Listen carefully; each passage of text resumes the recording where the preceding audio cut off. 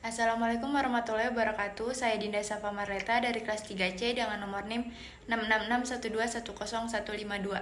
Saya di sini akan memenuhi salah satu tugas ujian akhir semester dari mata kuliah e-government yang bertema analisa metrik Will and Ross terhadap sebuah aplikasi atau e-governance sebuah organisasi publik yang berstudi kasus tata kelola TI pemerintah Kota Palembang. Definisi dari tata kelola TI. Yang pertama itu ada Will and Ross tahun 2004. Tata kelola TI adalah sebuah kerangka kerja yang spesifik dalam pengambilan keputusan dan akuntabilitas untuk mendukung perusahaan dalam menjalankan TI di perusahaan tersebut. Dari definisi di atas dapat diartikan bahwa tata kelola TI adalah tanggung jawab dari pimpinan puncak dan eksekutif manajemen dari suatu perusahaan. Nah, dijelaskan pula bahwa tata kelola TI ini merupakan bagian dari pengelolaan perusahaan secara keseluruhan yang terdiri dari kepemimpinan dan struktur organisasi dan proses yang ada untuk memastikan kelanjutan TI, organisasi, pengembangan, strategi, dan tujuan dari organisasi tersebut.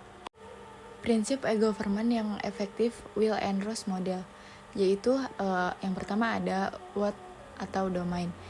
Apa sih keputusan yang harus dibuat untuk memastikan pengelolaan dan penggunaan IT yang efektif itu.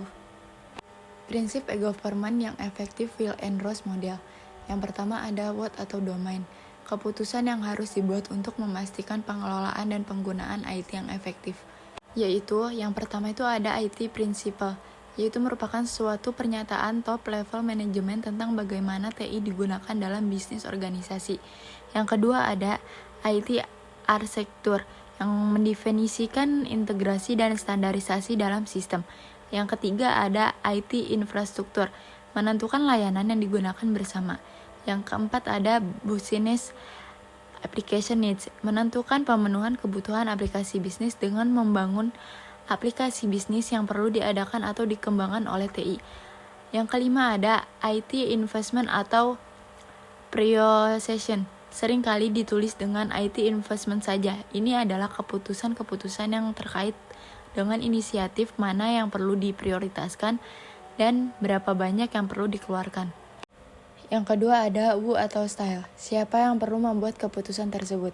Yang perlu membuat keputusan tersebut yaitu pemerintah. Yang ketiga itu ada how atau mekanisme.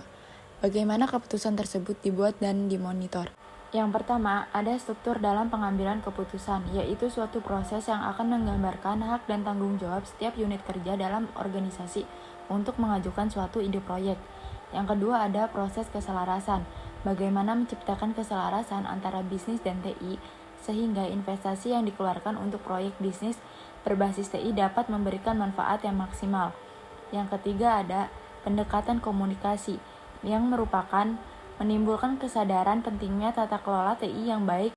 Matrix archetype. Yang pertama itu ada IT principle, yaitu di Kota Palembang belum terdapat prinsip TI yang disampaikan oleh wali kota, seperti peraturan wali kota kepada tiap dinas yang mengakibatkan terjadinya anarki dalam hal IT principle. Yang kedua ada arsitektur.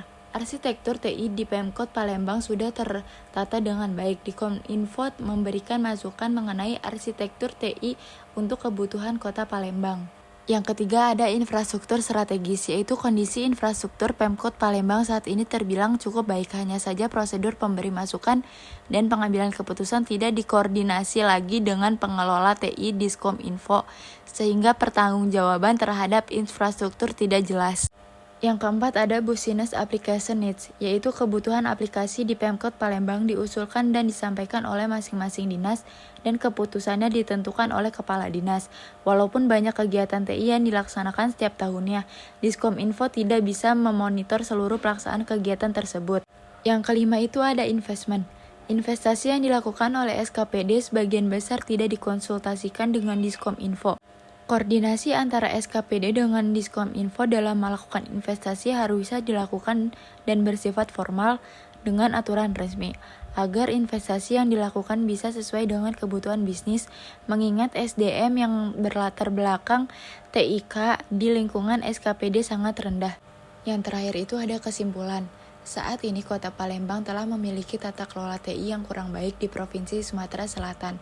Hal ini dapat dilihat dari beberapa hal, antara lain banyaknya situs SKPD yang tidak aktif, tidak memiliki master plan e-government, dan tidak ada koordinasi dari SKPD ke Diskominfo mengenai implementasi TI.